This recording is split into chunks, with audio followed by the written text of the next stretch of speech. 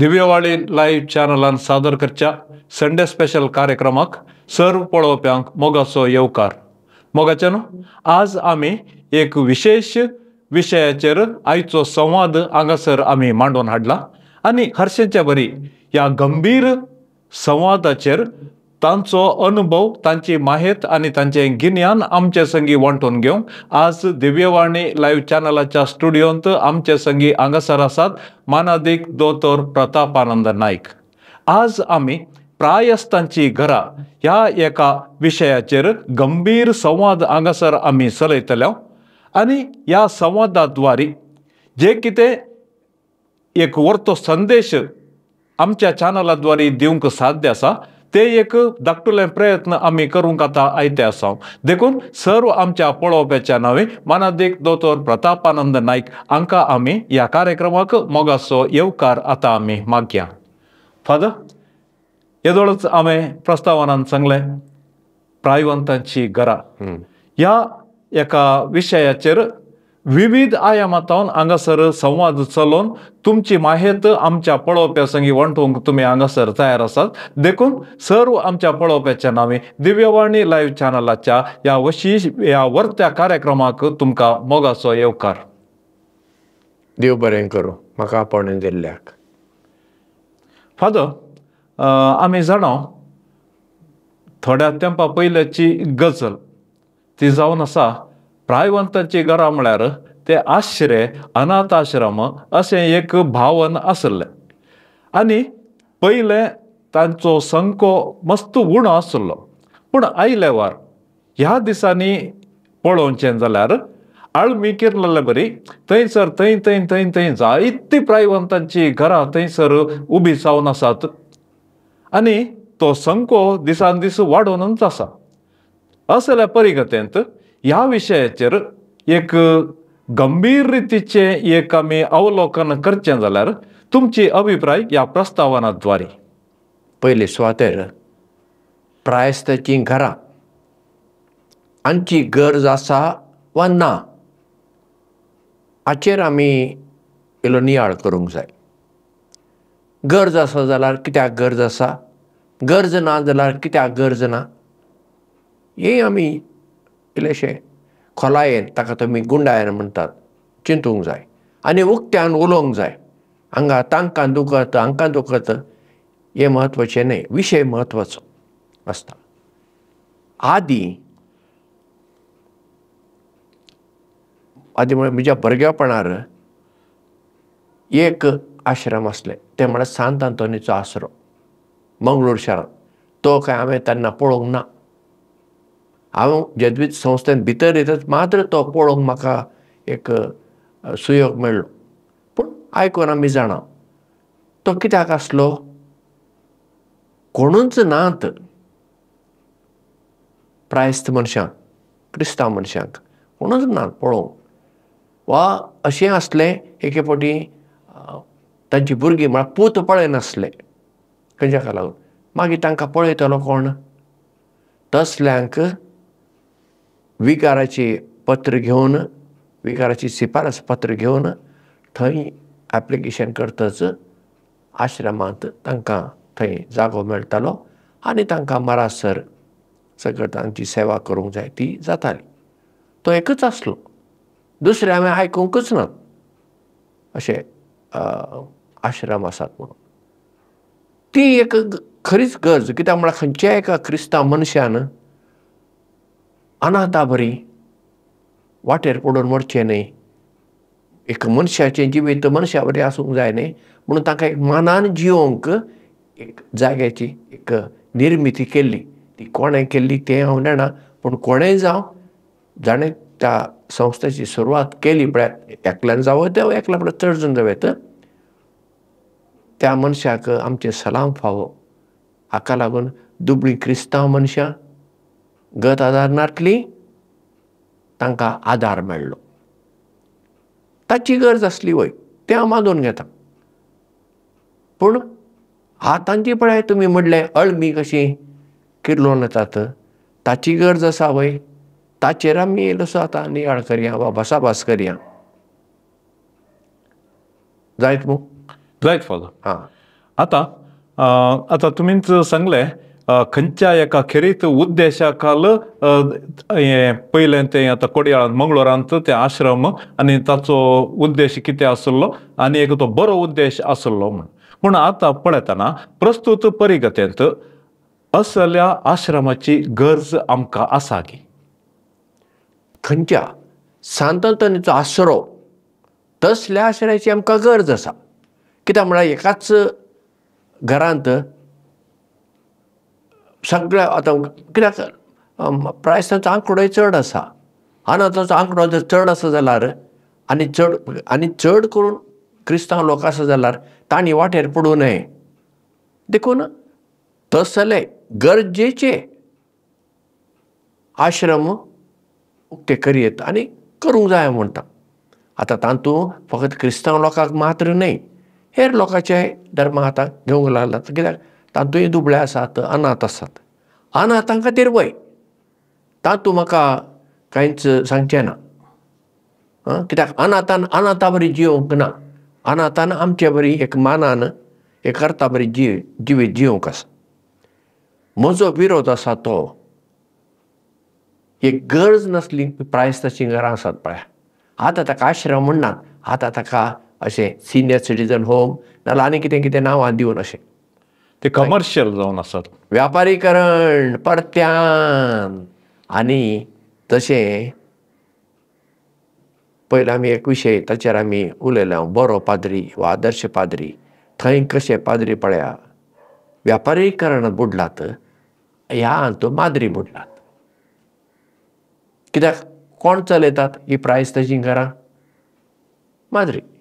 आतां क्रिस्तांवचें घेवचें जाल्यार आतां हेर धर्माची आसात घरां आसात ताचेर हांव उलयना, कित्याक ती तांची जबाबदारी. हांवें उलोवचें आमची कथोलिकाची प्रायस्तांची घरां आसात ताचेर.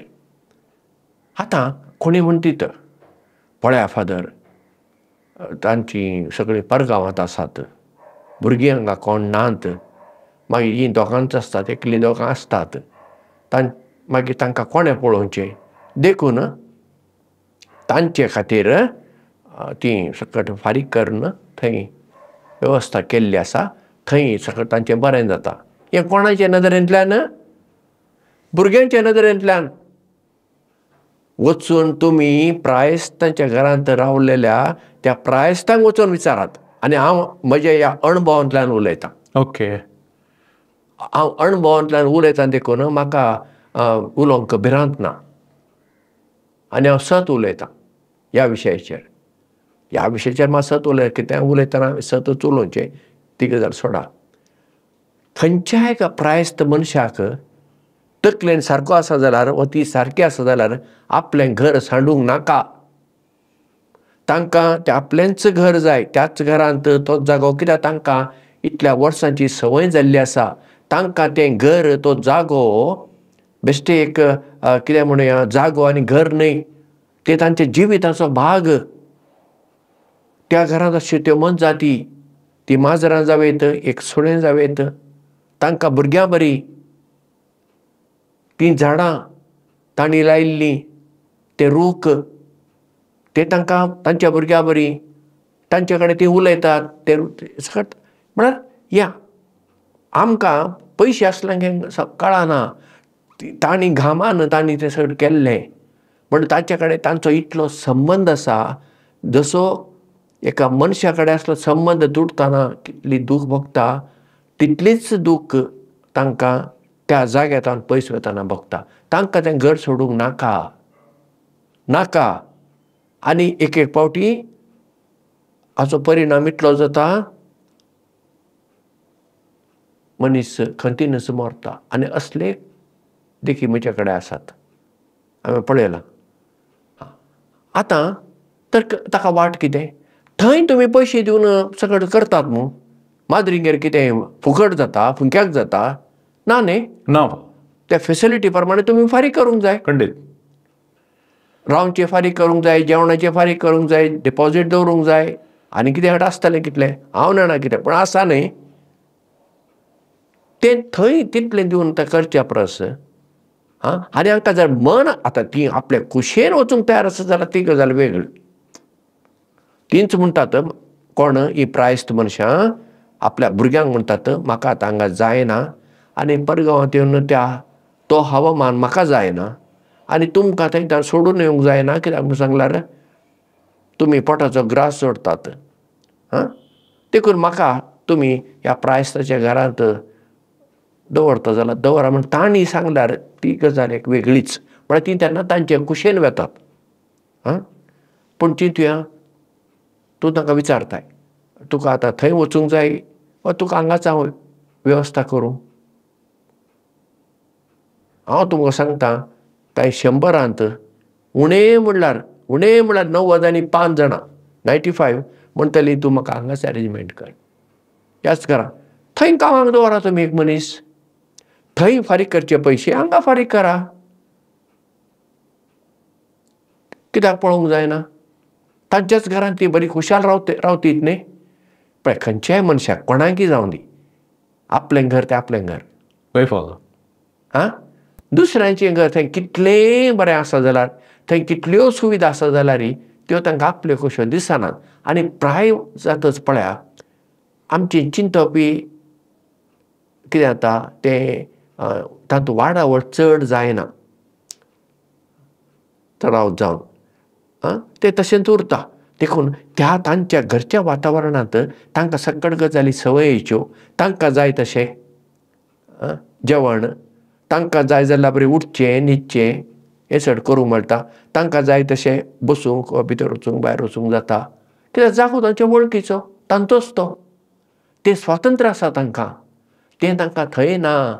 थंय वेतच एकच तें व्हडलें हॉल आसता तातूंत तुवें रावयत नाजाल्यार तुवें स्पेशल कूड करूंक जाय.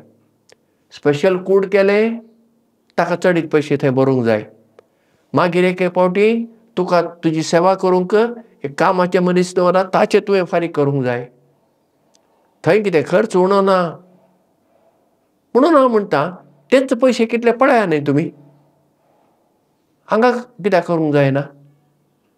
जाता न्ही कोणा एका आतां दादलो जाल्यार एका दादल्या मनशाक दवरचें पडलें सेवा करूंक. ना तर जाल्यार स्त्री जाल्यार एका स्त्रीक दवरचें पडलें. तें करूंक जाता जायनाशें ना. आनी तशें केल्ल्यान पळया प्रायस्त मनशांक एक मतीक समाधान आसा आपूण म्हज्याच घरांत जियेता आनी हें गरजेचें. हांगा गरजे पयशांचें पळोवचें न्हय आमी पयलें. कित्याक आवय बापायन आमकां इतलें केलें आसा तें पयशांनी आमी तांचें रीण फारीक करूंक जायना. देखून भुरग्यांनी आवय बापायच्या नदरेंतल्यान पळोवंक जाय. तांकां खंयचें बरें लागता. आतां दुसऱ्यांचें कित्याक उलोवं. हांवें म्हज्याच घरांत पळयलां म्हजो बापूय आनी आवय दोगांच तीं रावतालीं एका ल्हान गांवांत. बापायचें एक खटलें आनी थंयच आवयचें खटलें कुशीन अशें. बापायन तकली हे वटेन करची पांय ते वटेन करचे. आवयन आपली माथें हे वटेन म्हळ्यार बापायचें माथें आनी आवयचें माथें लागीं पांय ते वटेन. हांवें बापायक विचारलें अशें कित्याक. ना संवय जाल्यारच बरें जाता. कितेंय उलयल्लें म्हाका आयकता तिका आयकता आनी कितें गरज पडल्यार असो हात घालून हांव तिका उठयता गरज पडल्यार. पळया तांकां ताची संवय जाय त्या खटल्याची. आनी आवयक म्हज्या दुसऱ्या कडेन गेल्यार न्हीद पडना म्हणचें तिणें. खंय वेचेंच ना तिणें गेल्यार तिका म्हणटा आपणा राती न्हीद पडना. ओके. कित्याक म्हळ्यार तिका तें खटलें ती गर्दी तें उशें तो जागो ताची. आतां आमी ताचेर वाद घालूंक जायना. कित्याक इतलीं वर्सां ती जियेली आनी तांच्या निमाण्या वर्सांनी कित्याक म्हूण तांकां आमी दूख दिवया. प्रायस्ताचीं घरां म्हणजे कितें जाणां तुमी. तीं उक्तीं जैल प्रिजन्स ओपन प्रिजन. हांव कित्याक ओपन प्रिजन म्हणटा. तुका बंद करून घालूंक ना. तितल्या वाठारांत तुवें भोंवयत. ताच्या भायर तुका वचूंक ना. देखून ती बंद खण. त्या कंपाउंडा भितर मात्र तुवें भोंवयत. एका तराचें तें प्रायस्तांक ताचेर परिणाम पडटा. चड करून कोण पळय कुशेन वचूंक ना तांचेर. आतां कुशेन गेल्लीं मनशां आसात, हांव नांवां काडिना, ओके. सारकें न्ही, सारकें. सांगता. एकटी स्त्री, बरी पयशेवाली, बरें दुडू आसलें. त्या भुरग्यांनी कितलें सांगलें तिका, आमी तुका आमच्या घरांत राव, आमच्या घरांत नाका म्हूण तुका, आनी एक घर आसा, त्या घरांत हांगा तूं राव. तांचेंच घर तें. तूं हांगासर राव, तुका पळोवंक आमी फूल टायम म्हळ्यार 24 वरां तुजे सांगात रावची एक स्त्री, कथोलीक स्त्री, आनी तांकां ते स्त्रीची वळख आसा आनी तिकाय वळख आसा. करता अरेंजमेंट. आनी अरेंजमेंट जाली. हिणें फोन करून त्या स्त्रीक म्हणलें तूं येनाका, म्हजी अरेंजमेंट हांव करता. आनी तिणेंच जावन कॉन्टेक्ट करन, माद्रेन कॉन्टेक्ट करन वचून प्रायस तांच्या घरांत रावची सगळी वेवस्था तिणेंच केली. कोणें? हे प्रायस्त स्त्रीय. तिची एकच चिंता कितें ना, धुवे कडेन हांव कितले दीस रावूं भुरग्यां कडेन, तांकांय हांव वजें जाता, देखून हांव कुशीन रावल्यार बरें न्हय. पळया हातान दुडू आसात, सारकें. देखून हें चिंतप तिका आयलें. जावं ती गेली. भुरग्यांनी कितलें सांगलें, हांवें तिका सांगलें ते स्त्रीयेक, कित्याक हांव तिका वळखतालो. तिका सांगलें, कांय परिणाम जावना, गेली. बरें. मागीर ती थंय वेतच पाटी येवंक सोदता. तेन्ना तिच्या पुतान आपल्या भयणीक म्हणलें, तूं हाडशी जाल्यार तूं जबाबदार. इतले दिसा आमी आमच्या आवयक समजोवन सांगलें, एकच आमच्या सांगाता राव, नाजाल्यार आमचें घर आसा तातूंत तूं राव, एकलीच राव, आनी वेवस्था करता आमी. तुका जाय जाल्लें जेवण जाय कितें कांयच अडचण नासली. ती तयार ना जाली. आतां थंय वतच तिका पाटी. कित्याक? आनी थंय रावंक स्पेशल कूड तिका. ओके. स्पेशल कूड. आनी तिची सेवा करूंक एकटी आनी एकटी चली सकड आसा. सदां मीस आसा आनी मागणें सकड आसा. तरी ती थंय कुशाल नासली. अशें कित्याक जालें सांगा पळया. कित्याक पयलें तुका दिसलें, तिका दिसलें हांव आश्रमांत वेतच सगळें म्हज्या प्रमाणें जातालें त्या घरांत. तशें ना तें. तुजें घर तें तुजें घर. आतां ती पयशेवाली देखून ती उठली न्ही. हांव म्हणटा मागीर पयशे नासल्यांचें कितें? तांकां पळोवची जबाबदारी भुरग्यांची. कित्याक आवय बापायन भुरग्यांक जल्म दिवन व्हड केला. आतां तांचे उत्तर प्रायेर आवय बापायक पळोवची जबाबदारी भुरग्यांची. पूण तांच्याच घरांत तुमी तांकां वेवस्था करा. नाजाल्यार तुमचे भितर कोणी तरी एकटी रावा. आनी अशीं आसात, ना म्हणना. गोंयांत म्हजो एकटो इश्ट आसा. ओके. एकदम लागशिल्लो इश्ट, लायक तो.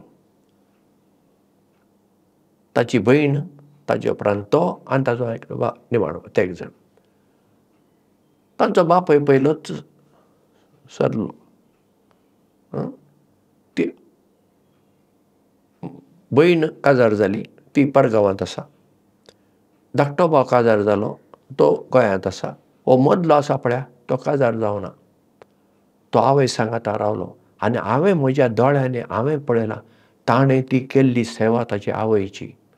कितें जालें दोतोराक आपोवचें, गाडयेन घालून तिका व्हरचें. आनी तो जालो मू आनी तिची सेवा करूंक ताणें एक चलयेक दवरली. तिची सेवा घरांतच, तिच्याच घरांत. आनी तो रावतालो तांचें घर. ल्हान घर, पोरणें घर. पूण ती थंय खुशाल. कित्याक कितलींशीं वर्सां ती थंयसर जियेला. मागीर कितलेशा वर्स मागीर ती कुड्डी जाली. मागीर खाटीरच आसली न्हिदून. पूण कांय ना, ताच्या तोंडांतल्यान एक दीस सयत म्हजी आवय असली कित्याक अशें ना. कितें जाल्यार मामा मामा, पोर्तुगेज उलोवपी ती. पूण म्हजे मुखार तो पोर्तुगेजींनी उलयतालो, इंग्लिशीन उलयतालो. म्हणल्यार कितें जाता तुका कितें जाता ना दोतोराक आपयता राव राव अशें फोन मारचे दोतोराक ताका आपोवचो ताका हाडचो त्या आवय खातीर ताणें कितें करूंक ना आनी हांगा रावलो तो आपल्या आवय खातीर ही एक देख आसा एका हिंदू दोतोराची तुमकां दिता ह्या वटेन दक्षिण कन्नडा जिल्ल्यांत दोतोर तो एक ल्हान गांवांत दोतोर म्हूण काम करतालो आमी ताचे कडेन गरजेक हेवटी वखदाक गेला तो काजार जावना कित्याक आवय आसली आनी तो जावना कित्याक तो जाणा तो काजार जालो जाल्यार ताची घरकान्न त्या आवयची सेवा करचो ना वांक मरासर ताणें तिका तिच्याच घरान दवरून तशें केलें मागीर जायना कित्याक पळय फादर तुमी एक 2 निदर्शनां दिली निजय की तें आयकतना आमकां खंडीत जावन एका कुशीन समाधान जाता आनी एका कुशीन इल्ले कळवळे येतात पूण आयच्या ह्या आधुनीक जिवनाच्या परिगतेंत आनी एक विशय आसा कितें म्हूण सांगल्यार आजकाल आमच्या घरांनी वडिलां पळोवंक मेळची भारी उणी कित्याक म्हळ्यार तांकां वडिलां एक इरिटेशन जावचें साध्यता आसा मालगडी आसल्यार घरांत देखून तांणी तांच्या दैनंदिन सदांच्या जिवितांत तांणी आडखळ जावंक नजो म्हणल्यार त्या एका उद्देशांनी असल्या आश्रमाक घालचे साध्यता आसा ह्या विशयान तुमी कितें म्हणटात साध्यता आसा न्ही हें चल्लां आदी अशें आसलें आमच्या क्रिस्तांव घराण्यांत अशें आसलें आदी अनाथांक मात्र आसलें गोंयांतय आसलें अनाथांक सरकाराचे प्रायस्तांची घरां आसलीं हांव जाणा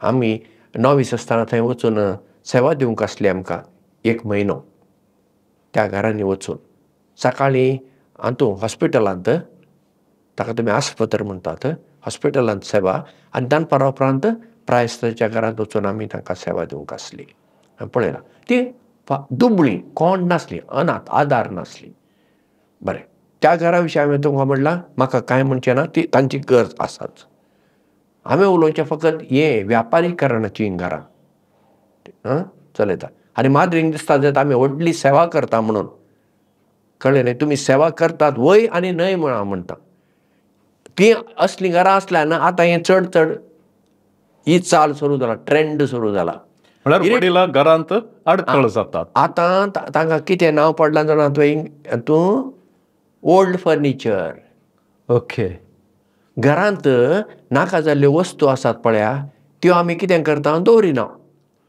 त्यो भायर उडयता विकता कितें करता न्ही आतां ती चाल आतां आमी मनशां कडेन हाडूंक थ्रोवे कल्चर सुरू जाला आतां आमचें आदी तशें नासलें आदी आमी वस्तू कितले सांबाळून वापरतले कितें जाल्यार त्यो दुरुस्त करच्यो रिपेर करच्यो वय मू खंडीत आतां वाणो कोण रिपेर करता यूज एंड थ्रो कित्याक जालें कित्याक म्हळ्यार थंय त्या मनशा कडेन वेचोच मनीस ना आनी त्या करतल्याक सगळ्या नदरेंतल्यान पळोवचें तें करतलें कामच ना देखून तांणी आतां हें ना आनी आतां मेळटा न्ही जालें आतां आदी वस्तू आमी सांबाळून वापरतले आतां वस्तू सांबाळून वापरचें ना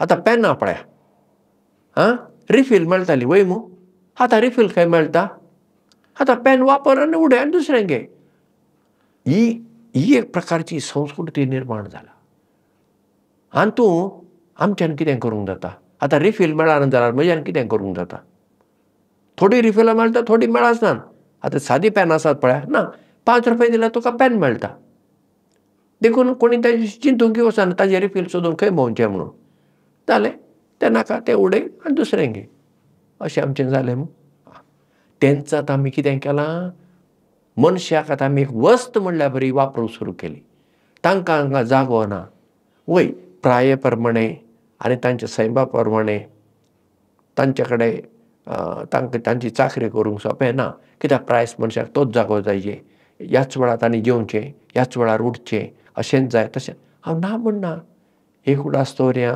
आमी एक दीस प्रायस जातले आमकांय दुसऱ्यांची गरज पडटली न्ही म्हळ्यार आमी आमकांच प्रायस्ताच्या जाग्यार दवरून चिंतूंक जाय. हे एक प्रकाराची आमी एक कितें म्हणया हांव म्हणटा एक इमॅजिनरी म्हणजे एक काल्पनीक रितीर काल्पनीक रितीर आमी आमकां तांच्या जाग्यार दवरून म्हाका जर तर म्हज्या घरांतलो म्हज्या जाग्यांतलो काण दुसऱ्या कडेन व्हरून दवरल्यार कशें जायत हांवें चिंतूंक जाय. तेन्ना मात्र हांव त्या प्रायस्त मनशां कडेन सहानुभुती एम्पथी नदरेंतल्यान पळोवंक शिकता. कळ्ळें तुमकां? परत देखून आतां प्रायस्त मनशाची वय प्राया प्रमाणे ती एक एक फावटी सांगलें आयकनात, वखदां घेवंक तयार नात, थोडीं मरूंक हांव केन्ना मरतां हांव केन्ना मरतां म्हणटात, उलयल्लेच उलयतात. बरे फावटी तांकां विसर पडटा. पळय तें डेमेन्सिया म्हण आतां एक आयला. म्हज्या बापायक जाल्ली. म्हज्या आवयक तें कळ्ळेंच ना हें सगळें. तिणें म्हणजे तुजो बापूय पळय कितले फावटी म्हाका विचारलेंच विचारता विचारलेंच विचारता. हांवें म्हणलें कितें विचारता? म्हाका विचारता दीस खंयचो? हांवें म्हणलें सांग. पळय दीस सांगता हांव बुधवार. नाही म्हाका तारीख विचारता. म्हाका खंय तारीख उडास आसा? हांवें म्हणलें कितेंय सांग न्ही. हे कशें सांगू कितें कशें सांगू? कॅलेंडर ना कॅलेंडर पळोवंक म्हाका भितर वचूंक जाय. हांव हांगा रांदचें सोडून थंय वचूंक भितर वचून पळोवंक. हांवें म्हणलें मामा तूं सांग ताका कितेंय सांग. हे फटी मारच्यो. हांवें म्हणलें ती फटी न्हय. नाही तो विचारता मग तूं ताका खंयचीय तारीख सांग. ताका उडास उरना आनी परत्यान तो तुका विचारता तेन्ना आनी कितें सांग. कितें सांग. तिका हें पयलें हें मानून घेवंक भारी कठीण जालें. अरे अशें कशें? तिका हांवें समजोवन सांगलें तो जाय म्हणून हें करिना. तुका दिसता तो जाय म्हणून ना ना ताका उडास उरना. देखून तो विचारता. ताका आतां जेवला वा जेवंक नाजो उडास उरनासलो. तेंय तुमकां सांगता. सकाळीं आमच्या घरांत पेज जेवची आनी रातीक पेज. दनपारां शीत ही आमच्या घरांतली चाल. त्या ल्हान गांवांत हांव गोंयांत आयल्यार एक रात चुकल्यार 2 राती रावतालो. मागीर मंगळूर शारांत येतालो. कितें माणसापणा खातीर कार्यावळी आसताल्यो भाग घेवंक आसतालो हांव येतालो. सेमिनरींत कोंकणी शिकोवंक येतालो अशें येता अशें जातालें. एक फावटी सकाळीं हांव माद्रींगेर गेलो मिसाक. मीस जातच आयलो. इल्लो वेळ जालो येताना. त्या वेळार म्हजो बापूय जेवन कितें वाचता. मागीर हांव आनी म्हजी आवय जेवंक बसलीं. तेन्ना म्हजो बापूय येवन म्हणटा जेवतात तुमी? मागीर तो विचारता हांव जेवलो वय. हांवें म्हणलें वय तूं जेवलें केन्ना? कित्याक तुका भूक लागता? भूक लागना पूण हांव जेवलां. तेन्ना म्हाका कळ्ळें. तो विचारता. हांवें आवयक म्हणलें तूं आतां अशें कर. आतां हांव वेतच तूं अशें कर. म्हज्या बापायचो फिक्स जागो आसा बसचो. थंय तूं ताका वाड तो जेवूं दी. ती वाटली म्हणून आसताली. पितूळची. वय पितूळची वाटली. ती थंयच दवर तूं धुंय नाका. तूं मागीर जेवताय न्ही. ती मागीर आपलें काम करता मागीर ती जेवता. तूं जेवंक बसतना तो येतलो. तो पळयतलो आपणाच्या जाग्यार वाटली आसा. मागीर ताका कळटा आपूण जेवला म्हणून. हांव आसतना तिणें करूंक सुरू केलें.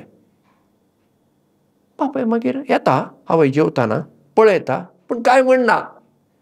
तेन्ना आवय इल्ली इल्ली शिकली. म्हळ्यार हें अशें आमी शिकचें पडटा. तांचे कडेन आमी कशें उलोवंक जाय. तांकां दुखोवन कांय फायदो ना. आनी तांणी आतां चिंतया उडास नासल्या मनशाक ताणें तारीख विचारल्यार तुवें सांगना जाल्यार तुवें म्हणल्यार तुका व्हडलो सांगूं ना आनी परत्यान म्हाका कित्याक विचारताय अशें म्हणल्यार तांकां दुखता. तांची पिडा आनी चड जावचो संभव आसा. कितेंय जाप ती तेंका समाधान जाता. म्हळ्यार तांकां कितें आसा ती तो उडास वेता जाल्ल्यान तांकां एके फावटी आपणाक उडास ना म्हणलेंय कळटा आनी एके फावटी कळना. एक बारीक कठीण परिस्थिती मतीची पिडा ही. मतीचे एक सेल कण आसात पळय ते चलनात. वय तातूंत तांची कांय चूक ना. कळ्ळें वय. देखून ह्या मनशांक आमी कशें सांबाळूंक जाय हें शिकचें पडटा. कोणी तरी जाणारी मनशान हें सांगचें पडटा, पळोवचें. म्हज्या बापायक पळयता हांवें कितल्योश्यो गजाली हांवूच शिकलो. ताजे कडेन कशें उलोवंक जाय, कितें करूंक जाय. तांतल्यान ती खुशाल रावतात. फादर, आतां तुमच्याच अनुभवाक हांवें येवचें जाल्यार तुमच्या ह्या अनुभवांत असल्या प्रायस्तांच्या घराक भेट दिल्लो आनी सळावळेर आशिल्लो आनी थंयच्या एका परिकथे विशयांत तुमचे अभिप्राय आनी तुमचो अनुभव कसो फादर? प्रायस्त घरांत हांवें भेट दिला तूं एक जरालथरांत 2 वांटेकर येत. एक प्रकारची मनशां आसात तांकां कोण नात. ती आयिल्ल्यान तांकां आतां बरें दिसता. हांगा म्हाका रावंक एक आसरो मेळ्ळो, जेवण मेळटा, न्हेसूंक न्हेसण मेळटा म्हूण खुशाल. तांकां कोण ना. हो एक वर्ग. आनी एक वर्ग आसा तांकां अशें पयशे दिवन घरच्यांनी हांगा हाड दवरला. तांकां ती नाका. तांणी म्हाका म्हणचें, हांवें विचारल्याक, बाये तूं हांगा खुशाल आसाय? खंयचीं खुशाल फादर? म्हाका म्हज्या नातरांक पळोवंक जाय. भुरग्यां सांगता तांकां नाका. आनी ती परगांवांत आसलीं सोडा. गांवांतच आसात, आवय व्हरून प्रायस्तांच्या घरांत घाल्ले आसात. गोंयांत तरी आसात. तांकां बंद ना प्रायस्तांक, पूण व्हरून घालचें. कित्याक घरांत तें वजें कशें? म्हळ्यार आपणाची जबाबदारी चुकोवची. हांगा हांवें पयशे दिला न्ही, तुज्या खातीर सकट करता न्ही, तुजें बील फारीक करता, तें करता. तांकां प्रायस मनशांक तें नाका. तांकां जाय आपल्या भुरग्यांचो, नातरांचो मोग जाय. इतलें कितें अशें हांवें पळयलात गोंयांत तरी रावतात, पूण नातरांक मेळूंक सोडिनात भुरग्यांक. म्हळ्यार भुरग्यांक न्ही, नातरांक त्या आजे कडेन वचूंक दिना. तांकां कितलें दुखता त्या प्रायस मनशांक. अरे म्हजो नातू आसा, ल्हानसो आसा, म्हाका ताका पळोवंक जाय, ताजे कडेन उलोवंक जाय. दिना. सून दिना. आनी सुनेक लागून पूतय बदल्ला. पुतान तरी सांगूंक जाय न्ही आपल्या घरकान्नीक, हें कितें वचून दी ती, उलोवन दी भुरगीं. ना. तांकां आतां ट्युशन आसा, तांकां शिकप आसा, वय सकट आसा. कित्याक ना? थोडो वेळ ना, एक 10 मिनटां 15 मिनटां दिसाक मेळनात. लागींच रावतात न्हू तुमी. एक केस म्हाका तरी मेळ्ळी गोंयांत अशी. आवय बापूय सकयल रावतात. घर बांदलें कोणें? आवय बापायन. वयर पूत आनी सून रावतात. पूण त्या नातरांक सकयल येवंक दिना. पळया, ही दोगांच हांगा. थंय पूत सून आनी भुरगीं, दोगां भुरगीं. पूण म्हळ्यार खंयचोय कितें राग, देखून भुरग्यांक कंट्रोल करचें. तूं उलयनाका, मेळा नाका तांकां. हें कितें सगळें सकट? आमचें क्रिस्तांवपण खंय उरलें? आवय बापायक सांबाळची जबाबदारी आमकां आसा मू, देवाचो कायदो आसा मू. मागीर तुवें ही करचें, व्हडलें दान दिवचें, तें करचें, मिसाक वयचें. कोणाक दाखोवंक हें सगळें? कांय हाचो फायदो ना. हांव सांगतां, देवा मुखार असल्या वावराक कांय फायदो ना. तूं कितलोय बरो दानी जा, पयलें तुजें काम येता तुज्या घरांत तुजे आवय बापाय सवय. ती जबाबदारी पयली पाळ, मागीर हें पळय. आनी म्हजें एक चिंतप, ही प्रायस जाताना मनशांक आमी एक सुखान, संतोशान हो संवसार सांडून वचूंक एक आदार करूंक जाय. देखून प्रायस्त मनशांक मेळूंक गेल्यार न्ही, ती पयस वचनात, लागीं वचतात. मागीर तुजो हात धरतात. तांच्या उलोवंक चड तांकां चड जायना, पूण तांच्या त्या हाताच्या स्पर्शांतल्यान तांकां कितें जाता तें म्हाका कळटा. तांकां जाय मनशांचो मोग, मनशांचो सांगात. पळयात, आनी थोडीं दुखां गळोवनी सांगतात. आनी हें म्हाका खंय तरी लागता. अशें कित्याक देखून हांव गेल्ले कडेन म्हाका खंय तरी एक संदर्भ मेळ्ळो जाल्यार शर्मावत हो विशय हाडटा हांव. तुका कितलेंय नांव जोडलें तुवें आसूं, पयशे आसूं, तूं तें करताय, देवा मुखार ताका मोल ना. तुज्या आवय बापायक तांचे उतर प्रायर, म्हातारे प्रायर तूं तांचो बरो सांबाळ कर. तें देवाचें बेसांव तुका धाराळ येतलें तुका. कित्याक तुवें केलां. तसो म्हजो इश्ट म्हणलें पळय, आपल्या आवय खातीर हांगा रावलो आंकवार. आवयक न्हणयतालो. न्हणोवन जातच भायर तिका चलोवंक जायना. ती एकटी चली ताका कशी हाडटली? तोच उबान हाडून तिका हाडटा, दवरता. पळय, एका दादल्यान एका स्त्रियेची सेवा करप म्हणजे कांय सादी गजाल न्हय.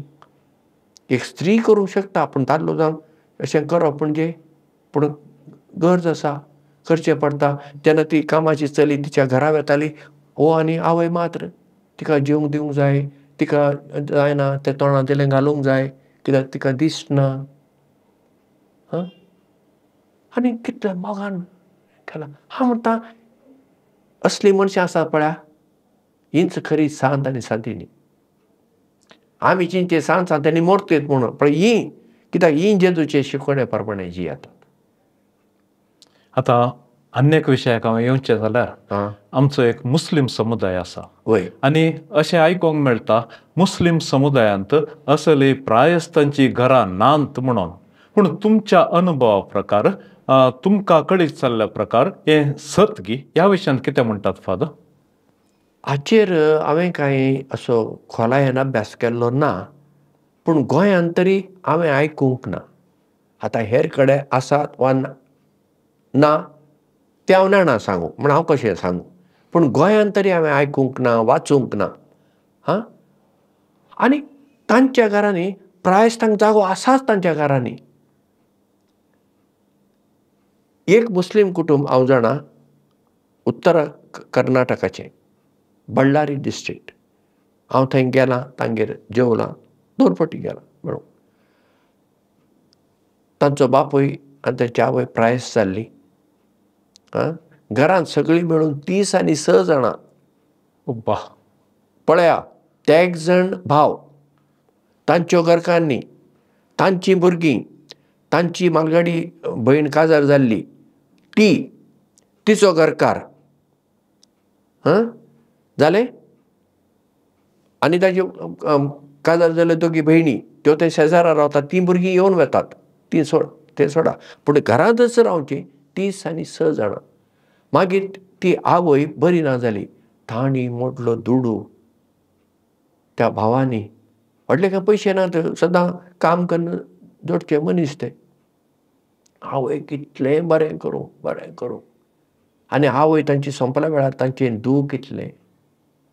आमची आवय ना, थोडीं वर्सां फुडें वाचता आसली, वाचूंक जाय आसली, अशें ताणी म्हणून म्हाका. इतली बरी सेवा दिला ह्या पुतांनी. म्हळ्यार सेवा केली त्या सुनांनी आनी धुवेन. कांयच उणें करूंक दिवंक ना, कांयच उणें करूंक ना. काय बरें गजाल. मुस्लीम हातूंत पळया तुमी, ते कितले एकवटान आसतात पळया. आनी एक गजाल हांव तुमकां सांगता. पणजे बाजारांत तुमी विशेष जाल्यार ते भाजी विकतात, तरकारी म्हणटा तुमी, मुस्लीम, फळां विकपी मुस्लीम,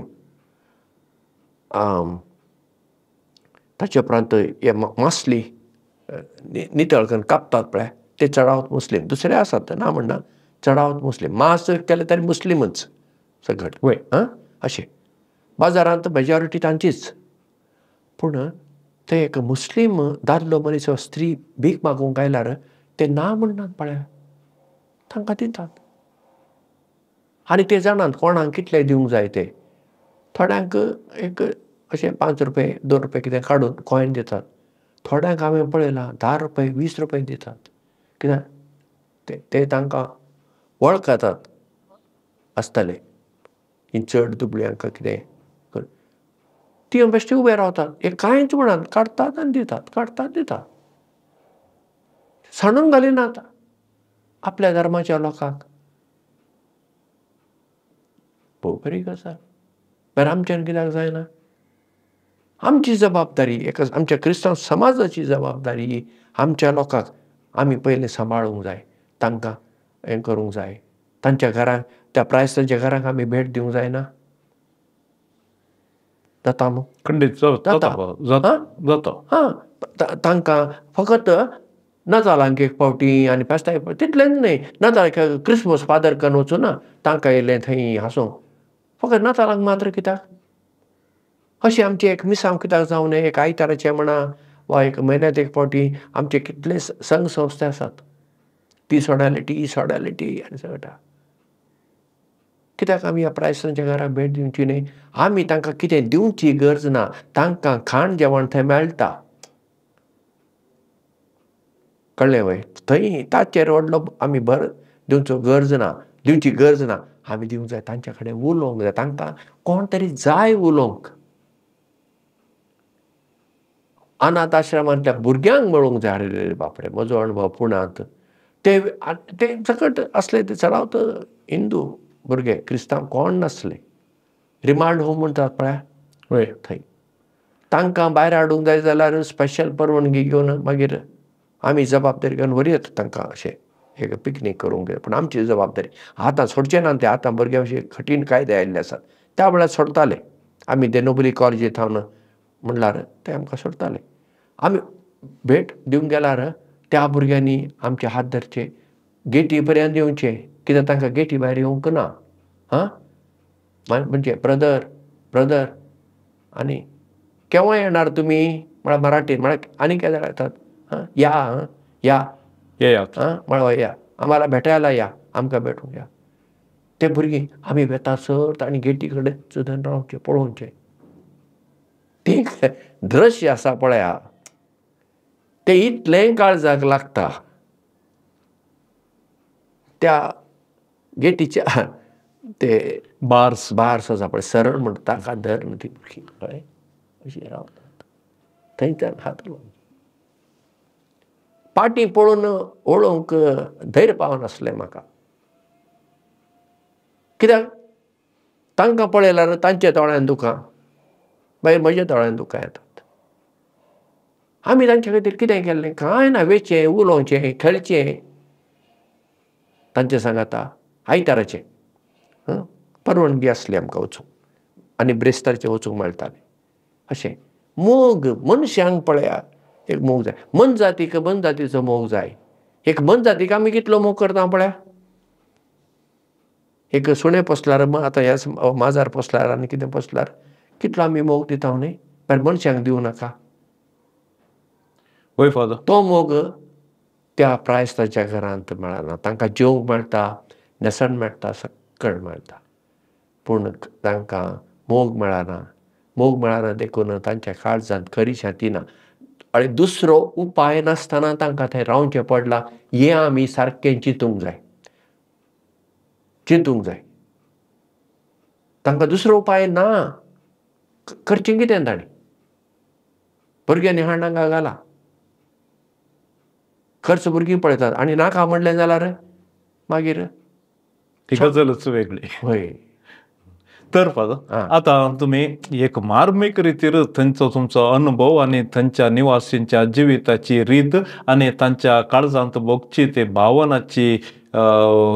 भावनाचें झूज म्हूण आमी सांगता त्या विशयान तुम्ही अपुर्बायान विवरशिल्लें. आता हांवें तुमच्या लागीं ह्या कार्यक्रमाच्या निमाण्या हंतार विचारचें, प्रायस्तांच्या घरांत वस्ती करून आशिल्ल्यांचें जिवीत अर्थभरीत आनी कुशलभरीत करूंक कितें सर्व करूंक साध्य आसा? एक हांवें सांगलें, तांकां भेट दिवं येता आमी. पळय, सक्टान हीट बांदून वेची गरज ना. चिंतुया, आमी एका सोडालिटींत आसा अशें चिंतुया. आमी ठरोवप आमी कितले जाण सांगता 20 जाण आसा न्हू. बरें, ह्या हप्त्यांत आमी दोगां गेले. आनीक हप्त्यांत आनी दोगां गेलीं. आनीक हप्त्यांत आनी दोगां गेलीं.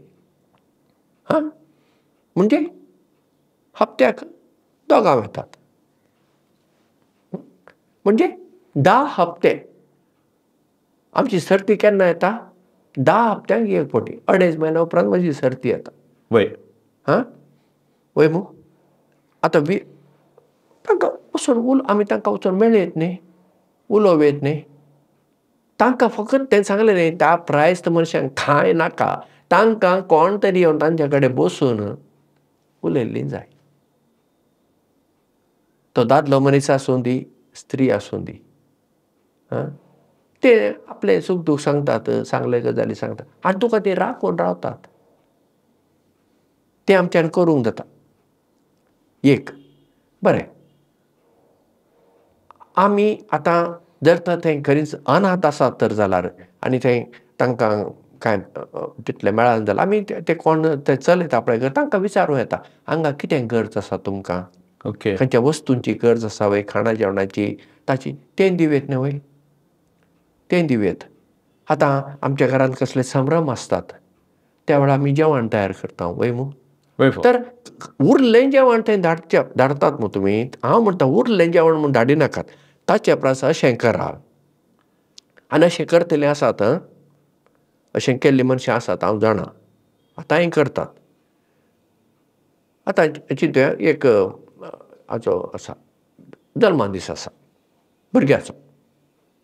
पयल्या वर्साचो जल्मा दीस. आतां एक परंपरा जाला ती करची. बरें, इतल्या जाणांक तुवें आपयलें. खंय तरी एक दुबळ्यांचें घर आसा, प्रायस्तांचें घर आसा. थंय वचून विचारा आनी तांकां ती पयलें जेवण धाडटात तितलें. हांगा जेवच्या आदीं तांकां जेवण थंय वेता. पळोवंक बरी गजाल न्ही. तशी परिस्थिती आसा जाल्यार तें करा न्ही. केन्ना तरी तांकां इल्लें बरें जेवण मेळत. ना हरशीं सदांचें आसता तें जाता. प्रायस्ताच्या घरांत पळया, जेन्ना आमी हें म्हणलें नॉवीस आसतना आमी वेताले, आमचें कामां कितें जाणा तुमी, तांच्यो नाक्षो कटरान हळू कापूंक जाय. प्रायस्त मनशां तांकां काडूंक जायना तें पांयांच्यो हातांचे. दादल्या मनशांक आमी न्हाणयताले. कोण ना तांकां थंय न्हाणोवंक, कित्याक सरकारी प्रायस्तांचें घर तें. तांकां न्हाणोवंक मागीर थोडे कडेन सट जालें मेळ्ळें केल्यार मागीर ते उदक घालून सकट नितळ करूंक, तांचे वस्तूर बदलूंक.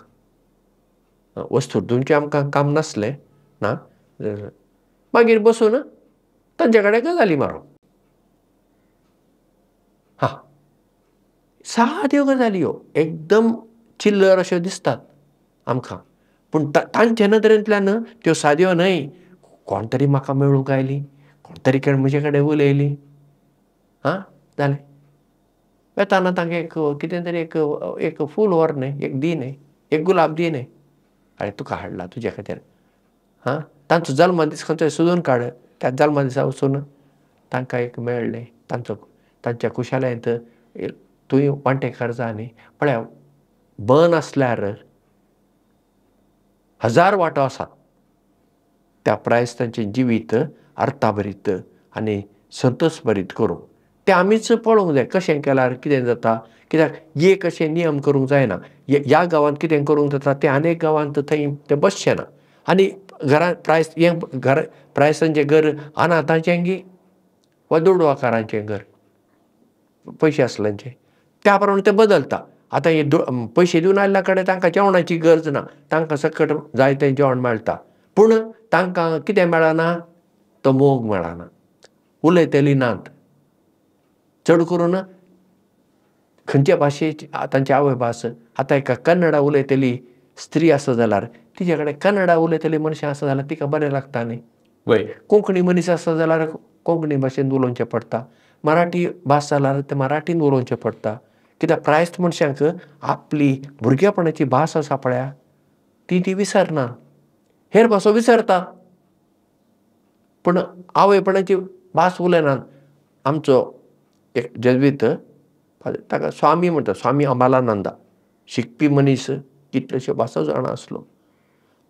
पयलो तो बरो आसतना ताणें काम केल्लें कन्नड उलोवच्या लोकां मदें, बेळगांव जिल्ल्यांत लिंगायत लोकां मदें. फकत कन्नडा ताणें भास उलोवची आनी इतली ती कितें म्हणुया वयल्या पावंड्याची भास बरी आनी ताचो आवाज बरो मोग. ताणें उलोवचें कन्नडा भाशेंत. हर एकल्याक भाव तम्मा तंगी अशें ताणें उलोवची रीत एकदम बरी. तो प्रायस जालो. मागीर ताका त्या मठांत रावूंक जायना, ताका बेळगांव सेंट पॉल्स आमच्या घरांत हाडलो. थंय मागीर तो हांव ताका मेळूंक गेल्यार कोंकणीन उलयता. हांव कन्नडांत पळय उलयल्यार तो कोंकणींतल्यान जाप दिता. कन्नड उलयच ना मागीर. कित्याक प्राय जाली तेन्ना ताका ताच्या भुरगेपणाचो उडास येता आसतलो. भुरगेपणाची भास कोंकणी ताजी. पळया म्हणजे पळय हें आमी करूंक जाता. खंयची भास तांकां येता ती भास आमी उलोवया. ती तांच्या काळजाची भास. आवय भास म्हळ्यार काळजाची भास. वय फादर. हां, अशें आसा पळया. कितलेंय करूंक जाता. कितलेंय करूंक जाता. कांय उलयना तांचे सांत वखद तूं बस. तेंच पावता तांकां. तुजें आसणें presence it is a healing. तांतल्यान तुका पेखोवणी तांकां पेखोवणी मेळटा. हें आमी आमच्या प्रायस्तां खातीर करूंक जाता. बरें तांचे खातीर मागणें करूंक आसा तें जालेंच. तें जालें. प्रायस्त मनशां पासत आमी मागयत. आमच्या गांवांत जर फ्रिगतीच्या वाठारांत कोण प्रायस्तां आसा रावतात तांचे खातीर जाता. आनी पळया प्रायस्तां आसतना वाड्याकारां तरी केन्नाय वचून एक भेट दितालीं. ती बरी नात वचून पळोवया म्हणून. म्हज्या भुरगेपणांत तरी ही चाल आसली. हांव जाणा कोण बरी नात वचून त्या घराक वचून भेट दिवन येतालीं. म्हळ्यार कशी जाय म्हळ्यार आतां बरी ना काय, आस्पत्रेंत जावन आयली, ऑपरेशन जावन आयला आनी कितें जालां. कित्याक हें सट करतालीं? तेंच आपलेंपण तो मोग दाखोवंक. आतां आमचे कडेन दुडू चड जाल्ल्यान हांव तुमकां सांगता परत्या नाका सगळें आमकां दिसता आमी प्रगती केला. आमी प्रगती करून आमी अवनतीचे वाटेर आसा. ह्या दुडू आमचे कडेन दुडू चड जाल्ल्यान आमकां दिसता आतां दुडवान सगळें मेळटा. दुडवान जायत्यो गजाली मेळटात. हांव सांगता दुडवान तुमकां मोग मेळना. दुडवान तुमकां शांती मेळना. दुडवान तुमकां समाधान मेळना. दुडवान तुमकां विसय मेळना. कितल्योश्यो गजाली दुडवान मेळनात. त्यो मनशांत मेळटात. देव बरें करूं फादर. भोव अपुर्बायेन ह्या प्रायस्तांच्या घरा विशयान तुमची अभिप्राय आनी तुमचो अनुभव तुमी आमच्या पळोवप्या संगी वांटून घेतलो. देखून दिव्यवाणी लायव्ह चॅनलाच्या सर्व पळोवप्यांच्या नांवी तुमकां आमी आभारी जावन आसा. देव बरें करूं म्हणटा आनी तशेंच तुमच्या मिसावांक देवाची भरपूर बेसावां आमी मागता. देव बरें करूं तुमकां. मोगाच्या विक्षकान प्रायस्तांची घरां ताचे भितर कितें चलता आनी भायर आमकां कशें दिसता, आमचो अनुभव कसो आसता ह्या विशयांत भोव वर्त्या रितीर तांचो अनुभव आमचे संगी वांटून घेतलो मानादीक दोतोर प्रतापानंद नायक हांणी. येदोळच हांवें तांकां देव बरें करूं म्हणला. हो व्हिडिओ तुमी हेरां संगी शेअर करा. तशेंच ह्या एका एपिसोडाक मोगान एक लायक करा आनी तुमच्या इश्टां संगी तुमच्या सयऱ्या संगी हो एपिसोड तुमी शेअर करा. तशेंच दिव्यवाणी लायव्ह चॅनलाक सबस्क्रायब करा आनी आमचो मुखलो अंको सुरवात जाता पर्यंत आमचो आनी तुमचो बांद असोच आसूं दी. हांव विनोद गांगुळ्ळी भरिल्ल्या ताळ्यान तुमकां म्हणटा देव बरें करूं. Thank you very much.